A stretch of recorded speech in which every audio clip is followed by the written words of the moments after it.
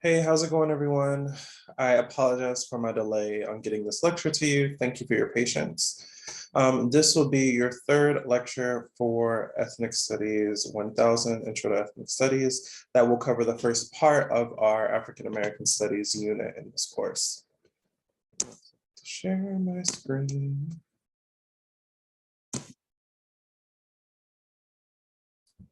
All right. So intro to ethnic studies, this is African American Studies unit.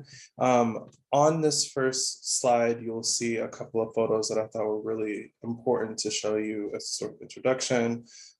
Two of them are some thinkers in the field of African American Studies that are really important and have been very foundational in the way that we talk about African American history and life in this country.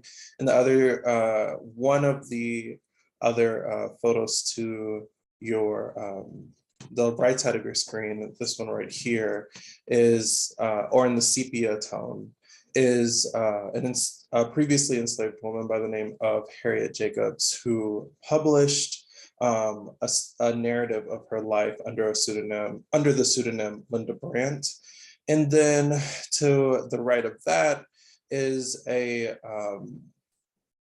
graphic of slave branding that is taken from an archived material, but it's also an image or an illustration that you would see quite often during the period of American chattel slavery, right? So some of you may be asking, like, why? Let me move my little dialogue box up a little bit. Why American chattel slavery? Like, why is it important within the sort of scope of this class, and like, how does it then relate to the Jeffrey Dahmer case? So it's really important not only to this course, because in Introduction to Ethnic Studies, you'll be learning about systems of hierarchy, and essentially you are sort of learning about histories of African American, Latinx, Asian American, and Indigenous communities within the United States. So you're learning about their histories, which also involve thinking about the formation of the United States, systems of hierarchy, and the ways that those have impacted those communities, right? Like the ways in which the United States creates this notion of race that ends up having a disproportionate impact on communities of color in the US. And one of the big contributions in sort of thinking through and naming that sort of understanding of race as something that exists as a hierarchy is through American chattel slavery, right? We're talking about the kidnapping and enslavement of millions of people, millions of Africans, right? And not only that, but we're talking about how the enslavement of these people then contributes to the sort of identity of this country, right? And so in American chattel slavery, like the torturing, kidnapping, and enslavement of Africans solidified for a lot of white slaveholders who were the people who were stealing these folks. It solidified a lot for them, a sort of sense of identity, right? Which is, don't get me wrong, which is super fucked up, but it's important to recognize that, right? We can't just like skip over American chattel slavery as just sort of mundane part of history. Like, we have to talk about the ways in which this form of violence, the kidnapping, the torture, the physical abuse, the sexual abuse of these people, right, contribute to the formation of this country, and also like the codification of this like hierarchy that gives people who exist in the dominant group, and particularly in regards to race, the privileges that they are afforded within the world that we live in, right? And so like there are, and I can get in, I'm not going to use the whole time to talk about this particular piece, but there are many sort of ways in which enslavement ends up contributing to the formation of this country, right? Not only economically, but also socially, right? Like people, enslaved Africans were considered, enslaved Africans and then generations later enslaved Black Americans were, one, not considered citizens, and two, not considered humans, and three, considered specifically as property, right? Hence the word chattel, right? Which would, so when people say American chattel slavery, they talk, like chattel is meant to talk about, um, is a word that is synonymous with like livestock or like literal animals, right? Like cattle. Um, and so it's really important for us to consider the ways in which the inhumane torture of these people ends up being the foundation for not only dominant, the privileges that come, that are afforded to people in the dominant, sort of from dominant groups, right? In this case, it would be white people. But also, it sets a precedent for like how people organize themselves socially, which is really important, right? Like if you think of hundreds of years of people being beaten, enslaved, and tortured by a certain group of folks for the sake of the formation of this country, that doesn't happen in a vacuum, and it contributes to the ways in which people are and or not allowed to engage and talk to each other, right? Because if enslaved Black people are considered less than human, then the ways in which they are allowed to encounter white people during this particular period is dictated by the ways in which they are sort of perceived as property, not sort of, but are perceived as property, less than, right? The ways that they engage with people are also dictated by this idea that like they are owned, right? And so that by that nature, right, creates this like system of hierarchy and has a wide stretching impacts within US society and culture.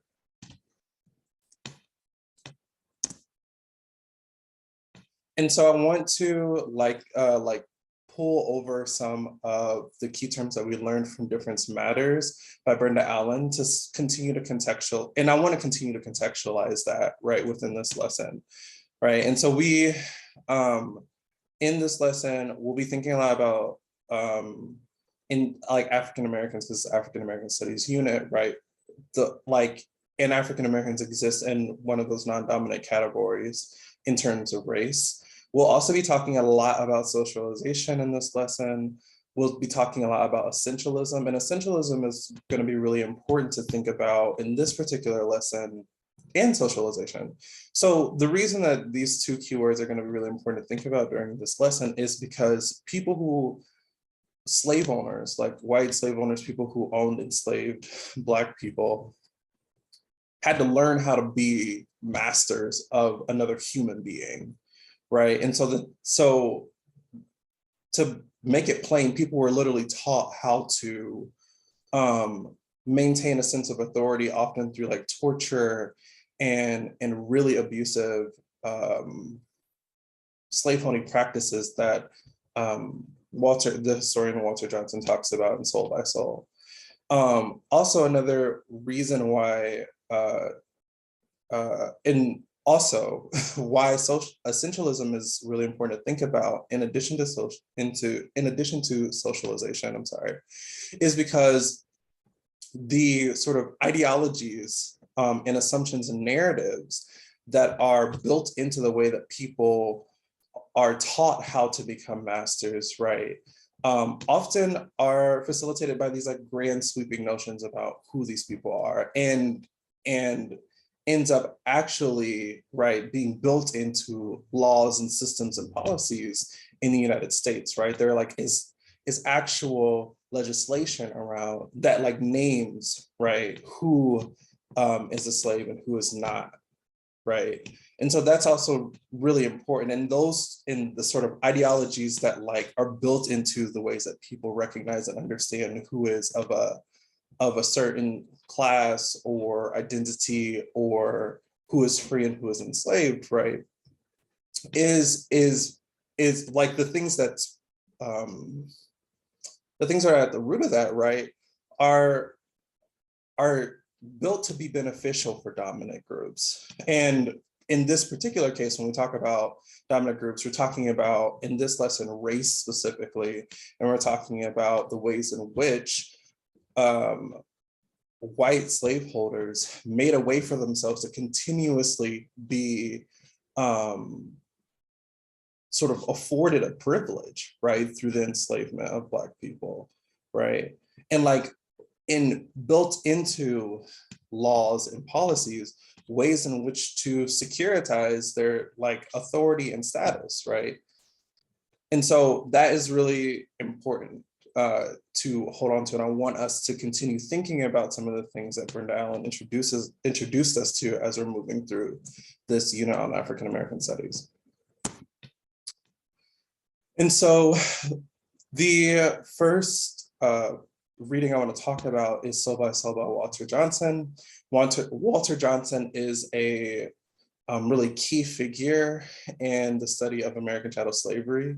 He is a historian. He's offered a lot of really foundational texts and given us a lot of the sort of tools and materials to begin to talk about, not wholly, but Walter Johnson has offered within the field of history some really important interventions in the way that people think about the social life of American chattel slavery. And by social life, I mean I think that there's historically been this idea that like when we talk about American chattel slavery, we're only talking about numbers and economics and property, right? But we're not actually talking about the human lives that are impacted by American chattel slavery. We're not talking about people who were tortured. We're not talking about people who were dismembered. We're not talking about people whose children were taken from them, sold to someone else, murdered, et cetera, et cetera, et cetera. Those like more like quote uncomfortable conversations that exist within the sort of politics around how we talk about identity often get foreclosed in this conversation that we have about slavery. But Walter Johnson in Soul by Soul offers us a way to begin to have more conversations about the actual humanity of the people who were enslaved, right? By talking about the sort of social sphere that existed around within slaveholding society, right? And so like in this case, we're like essentially talking about like the ways in which slavery gave way to a sort of social class way of thinking. It helped build reputations and then by default ends up helping people sort of build a name for themselves, be better known, right? And that often affords them different sort of economic possibilities and et cetera, et cetera. There are benefits to the ways in which people's reputation works, as we know in the world now. And so a couple of key terms that I want us to be thinking about as you all are like reading Soul by Soul, or as you all have read Soul by Soul. So some of the key terms are that I want you to be paying attention to would be antebellum life, right? Antebellum as a word, if you break it down into its like root words, ante would mean before, bellum is war. And so like antebellum life is like literally life before the Civil War. Social hierarchy is also really important to think about, right? Like what does it mean for somebody, like why is social status important in this conversation around American chattel slavery, right? And like, what does that afford people? This word soul breaking is also really important, right? Because it contributes to a sort of building block around what it is to be a slave owner in this particular time, right? And like what sort of links people will go to force enslaved people to submit to them, right? And like what was at stake for these white slave owners to make sure that they had people submit to them, right? Because if people were not submitting to them, to a certain extent, their reputation as like a white slave owner would sort of shift, right? And that mattered to a lot of slave owners. Performances of mastery. When I talk about performances of mastery, we're not talking about literal theatrical performances. we're talking about like gestures, right? We're talking about like the ways and the sort of meaning behind how people move or navigate different kinds of spaces. And so when I say performances of mastery, we're talking about a collection of gestures or movements that contributes to or that are facilitated in an effort to codify or solidify someone's status as a master, right? And so like when we talk about performances of mastery, we're talking about like the ways in which people, some slave owners would like publicly, in public be enslaved people to like prove a point about what kind of slave master they are, right? And like, and so this term performances of mastery is really important to sort of think about these gestures as not like isolated incidents, but as a collection of sort of options that like white slave owners used to sort of solidify who they were, right? Their identity as somebody who owned another human being. So the next term, which I've sort of hinted at already, is reputation, right? Like again, as I said before, people get so bound to this idea of talking about economics and property under American chattel slavery, but they don't talk that much about like what was at stake in terms of reputation, right? Like when we only talk about economics and property, we end up missing a couple of parts, including talking about the humanity of enslaved people, and then also talking about other facets of antebellum life, like reputation, right? Like, and so performances of mastery and reputation ends up being connected in some ways because because performances of mastery is sort of a method, right? And so like when people engage in these different types of gestures and practices to prove to other people or to solidify for themselves their identity as a master, right? It's often tied into what is at stake, I should say, is their reputation in the sort of society around them, right? Like they don't want to seem like they are not a master to others, right? Because it's important for them to exist in that class, right? Exist as somebody who owns property and people and is successful within the community around them. And then the last one is is masculinity. And masculinity, specifically in this conversation about slave owning, is really, really, really crucial in terms of understanding antebellum life, right? Because specifically for white slave owning men, it mattered, like their masculinity ended up being tied to like how they run ship, right? How they run their property and plantations, right? Like, are the enslaved people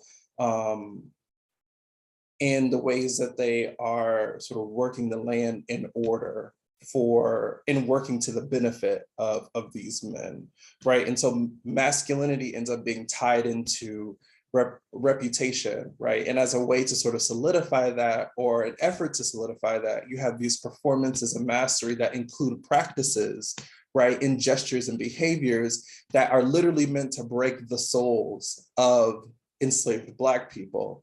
And the reason why breaking the souls of enslaved Black people was important in antebellum society is to reinforce this social hierarchy that exists, right? And so all of these terms end up sort of building off of each other. And so there are a couple of quotes that I think are really important to this conversation. The first one being on page 78, and it reads, for slave owners like Hilliard, Walter Johnson begins the chapter in Soul by Soul that I assigned you as a reading by talking about Miriam Hilliard, who is writing about, or who was writing about, thinking about, or as Walter Johnson puts, dreaming about like what it would be like to imagine him, or dreaming about his success by way of owning people. And so the quote reads, for slave owners like Hilliard, the slave market held dreams of transformative possibilities. Before they entered the slave market or inspected a slave, many slaveholders had developed ideas about what they would find there. These ideas had less to do with the real people they would meet in the market, however, than did the holders themselves about the types of people they could become by buying slaves. As they talked about and wrote about buying slaves, slaveholders mapped a world made of slavery. And so what Walter Johnson is suggesting here, right, is that for white slave owners in antebellum society, right, or antebellum life in the United States, which again, antebellum life means during the period of American chattel slavery. But for many slave owners during this period, it mattered, their sense of identity was built, right, out of this idea that they would become, of who they could become by forcing these people to, let me put this a different way. Their identity of who they will become, and then that by default sort of ratifying this understanding of what it is to be white in this country, was something that was really formative and really key and foundational for a lot of these like slave owners. Like their ideas of in dreams of what they could become relied on torturing enslaved Black people in this country. In the next paragraph in this quote, or the second quote that I've picked from this chapter, it reads, "They dreamed of people arrayed in meaningful order by their value as property, of fields full of productive hands, and a slave quarter that reproduced itself, of well-ordered households, and of mansions where service was swift and polished. They dreamed of beating and healing and sleeping with slaves. Sometimes they even dreamed that their slaves would love them. They imagined what they could be by thinking about whom they could buy," right? And so again, this sort of idea of who they can be is like codified and formed through this investment they had in purchasing people, right? And so they understood themselves and their aspirations and their dreams of being successful by way of the people that they owned. Because the people that they owned contributed to the sort of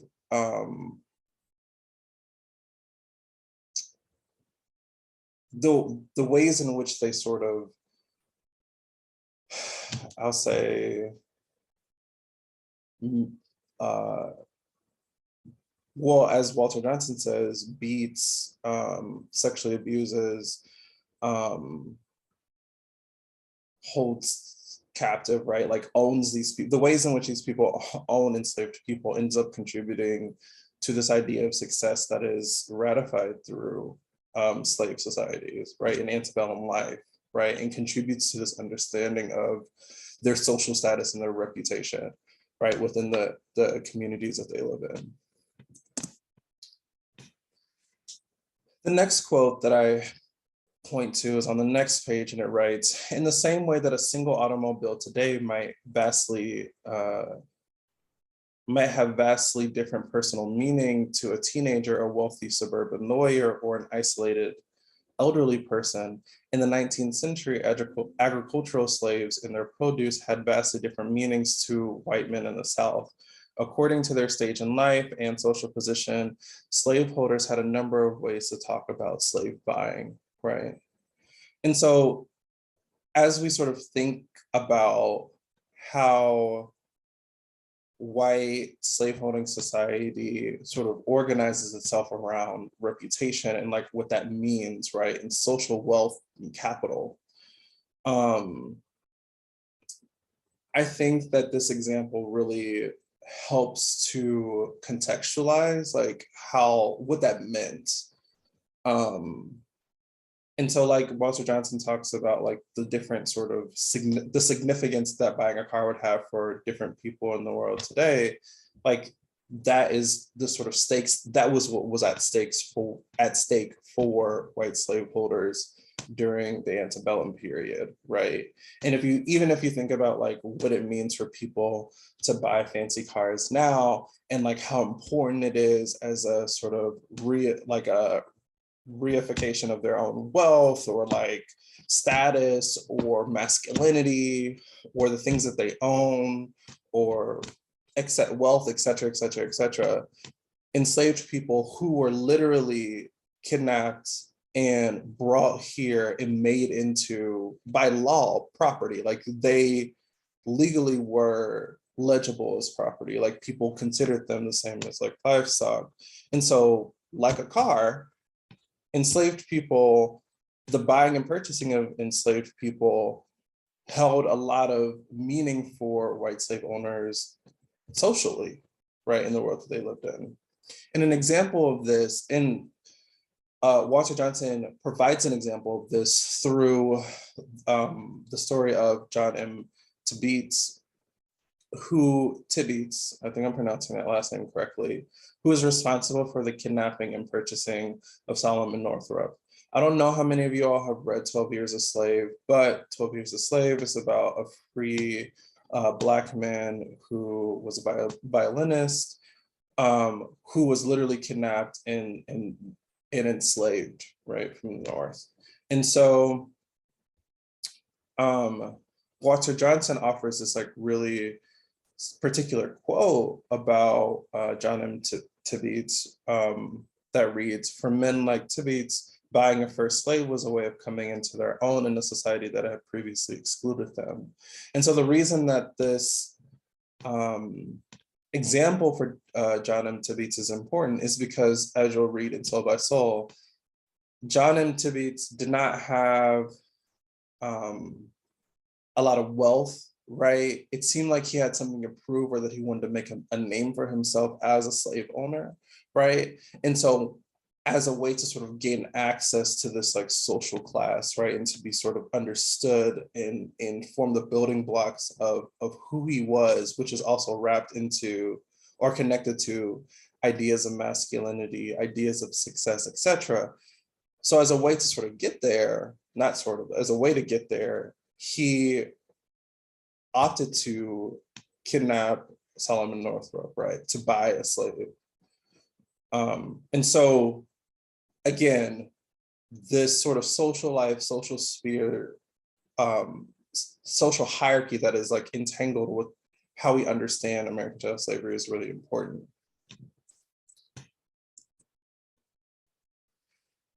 So in Soul by Soul, in Soul by Soul, we talked about the importance of thinking about the ways in which this sort of social hierarchy plays a real important role in this conversation around. So we just got through, we sort of, in Soul by Soul, I want to wrap that piece up by again emphasizing the importance of thinking about the key terms that I talked to you about in the first slide before I started talking about those quotes. But also the way in which Soul by Soul is connected to this next article that I had you all read is that there was also a lot of conversation about, right, the laws that are being created that ultimately were still beneficial to white slave owners, but like there is a way in which these sort of social formations end up being really connected to like this conversation about ownership and property that we see in this article by Andrea Stone. And so the interracial sexual abuse and legal subjectivity and antebellum law and literature is important to think about, because what Andrea Stone is trying to accomplish in this article is like have a conversation about the kinds of interventions being made in the ways that we by enslaved Black women through the interventions that are being made in literature by enslaved Black women through these sort of cases that surround their stories. And so for the first one, the state of Missouri versus Celia, you like have this situation where this woman who was repeatedly raped and sexually assaulted by her slave owner, kills him, and then ends up being considered a criminal, right? Thus gaining a certain sense of like humanity, because the law during that period of time understood enslaved people as property until they committed what the law determined was a crime, right? Because you can't necessarily press charges against like something that is considered property, right? But you can press charges against some a person, right? And so there is this like double character, which Andrea Stone talks about in this article, that really highlights, right, this sort of weird double-sidedness in terms of like the status of enslaved people, right? But the only time in which enslaved people were able to sort of be granted some or recognized as like human beings was literally as they were about to be punished, right, by the law. And so I want to start off by sort of introducing you to these key terms, right? We have sexual abuse, property ownership, of course, the state of Missouri versus Celia, which is one of the cases that I talked about. And then the second is Incidents in the Life of a Slave Girl by Harriet Jacobs. That is a slave narrative that was actually previously published under the pseudonym Linda Brent, who was Brent being the last name of the man who had previously owned her. But one of the quotes that I think is really important to think about is a quote from The Federalist by James Madison that talks about the designation of the sort of double character when it comes to talking about enslaved people, right? And again, when I talk about this double character or sort of mixed designation, you're talking about somebody who is not considered a human being unless it is beneficial for systems of hierarchy to punish them, right? And so you have the situation essentially where it's like the only reason that these people are being granted or given the ability to be recognized as human beings is for the system to work better, for the hierarchy that exists to flourish, right? And so I'm not going to read this complete quote because it's a little long, and this video is also getting a little long. But if you have not read it, please read it and go through it in this article. This quote I am going to read because it's really important, and it gets sort of at the root of some of the things that I'm talking about. So Andrea Stone writes, because slaves did not singularly occupy the character of person, they were not granted the same rights as white people under either criminal or civil laws. Such representational fluidity potentially benefited whites who could hold slaves as persons accountable for criminal acts, yet it limited the slaves' ability to act legally in their own self-interest, right? And so the only reason that enslaved people were considered people were for the benefits of slaveholding whites to enforce some sort of criminal punishment, right, upon them. And so that's really important to hold on to, right? Like the only vested interest that white slaveholding society in America at this point in time had in recognizing Black people as human beings was literally for the sake of punishing them through the law. Otherwise, enslaved people were only considered property, right? So by that, and in that sense, did not have any sort of agency, or not agency, they didn't have an ability to act legally in their own self-interest, as Andrea Stone said, right? Like enslaved people had agency in the sense that they were wanting to escape the like terrors of enslavement, right? But they legally did not have the ability, it was not recognized for them to legally have the ability to move in their own self-interest because they were owned by someone else. In this sort of inability to act legally in your own self-interest, sort of begets this sort of conversation, right, around the ways in which the lives of enslaved people varied based upon not only race, but like even among enslaved people, we have to have a conversation about the ways in which the experiences of enslaved women differed from the experiences of enslaved men, right? And don't get me wrong, the enslavement of Black people overall, right, is torturous, horrendous, right? But it's also important to recognize the ways in which the specific abuses of enslaved Black women also contributed something very specific to the industry, right, of American chattel slavery. And so in this article, Andrea Stone borrows a quote from Scenes of Subjection by Saidiya Hartman, who is, again, a foundational key figure. There is no one in African-American studies over the last 2 or 3 decades who does not know who Saidiya Hartman is. She's like really foundational, the Beyonce of African-American studies, a really important person to be keyed in on. And so in this quote, Saidiya Hartman writes, "The law, by recognizing the existence of the slave as a person, thereby confers no rights or privileges except such as are necessary to protect that existence.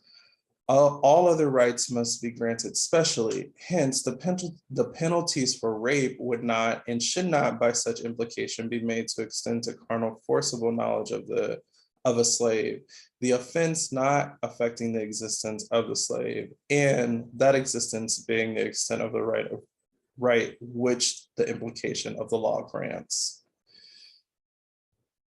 So Andrea Stone breaks that down in this next quote that sort of gets to the nitty-gritty of what Saidiya Hartman is pointing to, which reads, the slave lacked protection from sexual abuse by her master because he could not trespass on his own property, right? Because she is considered property. And so it was therefore legally impossible for a slave master to rape a slave. And again, that is not saying that did not occur. This means that the legal systems that existed did not recognize or acknowledge the sexual abuse of enslaved Black women because they were considered property, right?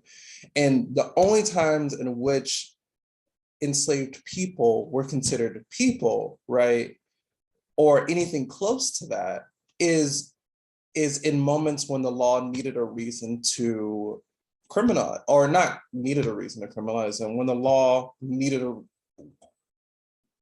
when a law was broken and they needed to be punished, right? And so in the case of the state of Missouri versus Celia, she is only given even a marginal sense of humanity as a justification for the legal system to punish her for killing her slave master, right?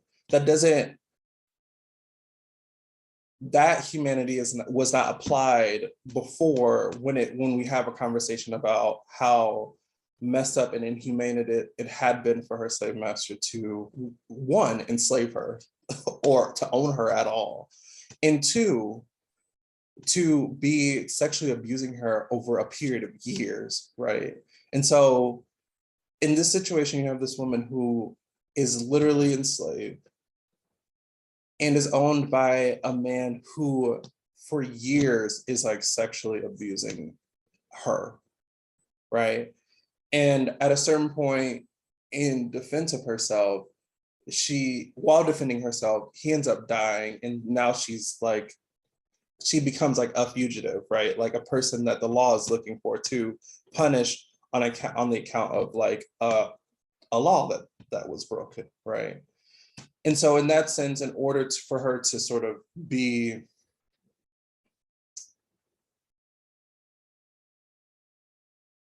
the law as a way for the law to sort of recognize a punishment of her, right, as like a thing that is breaking the law. They like have to give, they like afford her like a sort of marginal sense of humanity just to punish her. I guess a really simple way of putting it would be like, you know how earlier during the Walter Johnson reading, he writes that like a car would mean different things to different people in this world, right? In the world that we live in now. And he was like comparing that to what it meant for white slaveholders to buy an enslaved person, or to buy a Black enslaved person. What I'm pointing to in this quote, right, or what I'm trying to say is, right, and so if we took the car example and applied it to this quote, you can't charge a car with murder, right? Like you can charge a person with murder, but like a car is not like a human being, right? And so you can't like make the car into a human being, right? And that is of course what is different between the car example, right, and the enslaved person example. Enslaved people were recognized as individuals who were recognized as humans, and so is their ability to potentially break the law, right? And so even though legally they're not recognized as human beings or have the rights of slaveholders during this particular period of time, the law has to make them into some sort of marginal human being in order for their actions to be recognized as crimes. Do you get what I mean? Because a piece of property can't commit a crime, but a human being can commit a crime.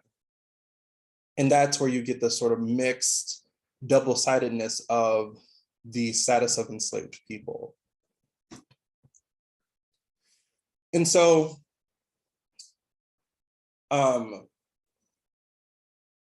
we've talked about a couple of things, like the first part being more so about the ways in which the sort of roles that social hierarchy and reputation and status plays in slavery. And the second part being the ways in which the sort of double character of enslaved people makes them both property, but also only marginally human in so much as the sort of acts that are deemed criminal that they may be committing, right, in the eyes of the law. And, you know, again, with the Andrea Stone piece, sorry, let me go back home really quick. Another thing that I just want to like hone in or be really specific with you all about is that enslaved Black women's experiences being distinct from enslaved Black men included the ways in which they were sexually abused, right? Because like this quote says, like enslaved women were considered property, and therefore legally like a slave master cannot trespass upon his property. And so because they were property, like these white slave owning men could do whatever they wanted to do.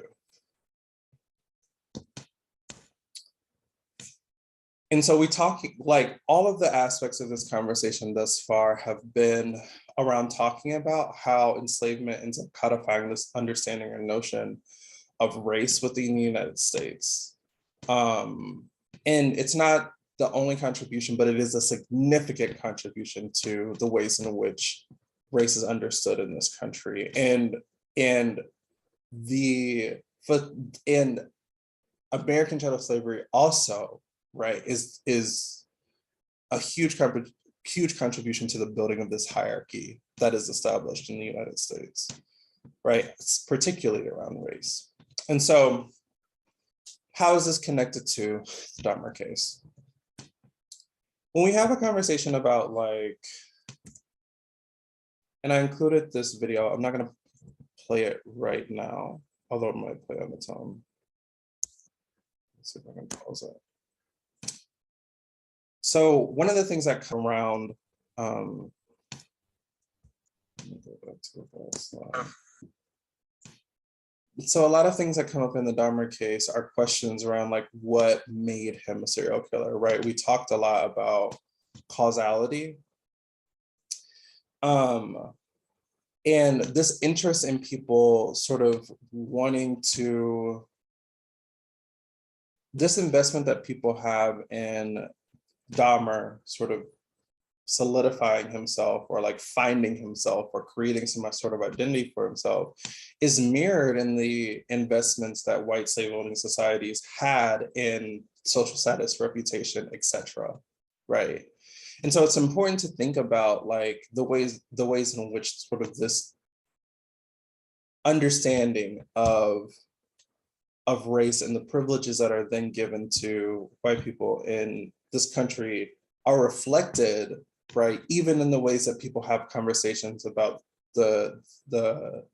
about situations like this, right? So in a lot of the interviews and news clippings and news reports of the Dahmer case, what is being prioritized more often than not is not the victim stories. It's what is being prioritized is making sure that Dahmer is seen as like this like redeemable character, right? And so you have these messages that are being like relayed to these like really wide audiences of Dahmer being this like wayward, tortured spirit, loner, right? Who then as a result ends up becoming a serial killer, when that one is not grounded in any sort of merit or scholarly research, and two, makes it seem justifiable for Dahmer to have done what he's done, which is fucked up, right?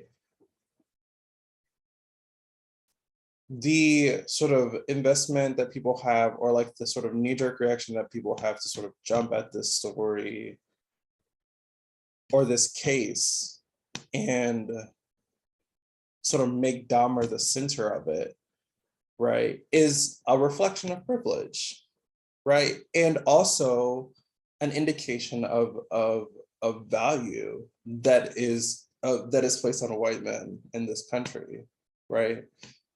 Many of the victims in the Dahmer case are not known.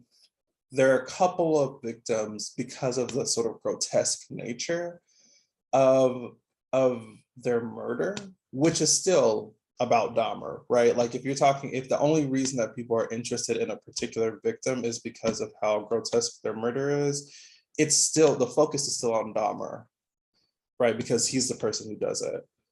But by placing Dahmer at the center of it, you end up indirectly suggesting, right, that the value of these people, the lives of these people, are not as important as thinking about how Dahmer ended up becoming a quote unquote like bad person, right? And that sort of investment is a reflection in the stakes that people had under slavery, right? In like making like the sort of stakes of reputation, the stakes of like how white people are perceived is like really high, right? And so I think this is important to think about when it comes to the Jeffrey Dahmer case specifically, right? Because even in some of the things that I've given you, there is a very clear jump to sort of justify or come up with a reason for why he did the things that he did. And it's important for us to place into historical context that pattern, right? Because like the jump that people have to make excuses for Dahmer, to contextualize his actions, to make it seem like he was a tragedy, to do X, Y, and Z, are actually a reflection of like societal's value of the white men. And you could see that in a myriad of ways across the like different forms of media that talk about the Dahmer case. I'm gonna go to the, so I will be putting out part 2 of this unit next week. Again, thank you for your patience. I'm sorry for the delay. Also, I apologize for this video being so long, but there are a lot of pieces to the readings that I give you all this week.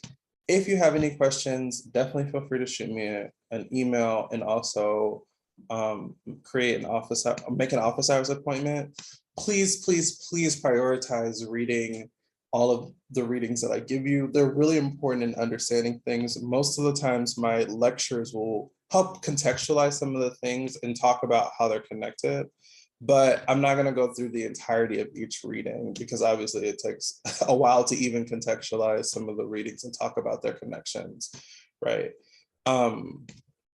But I want to make sure that you all are staying on top of things, and I will try to keep the videos as short as I can, but obviously because we're talking about such like big subjects, sometimes the videos might be a little bit longer.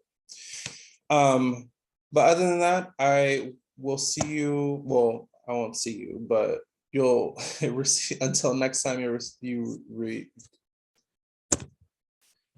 you'll get another recorded lecture soon, next week. Again, shoot me an email if you have a question or set up an office hours appointment. But until then, bye.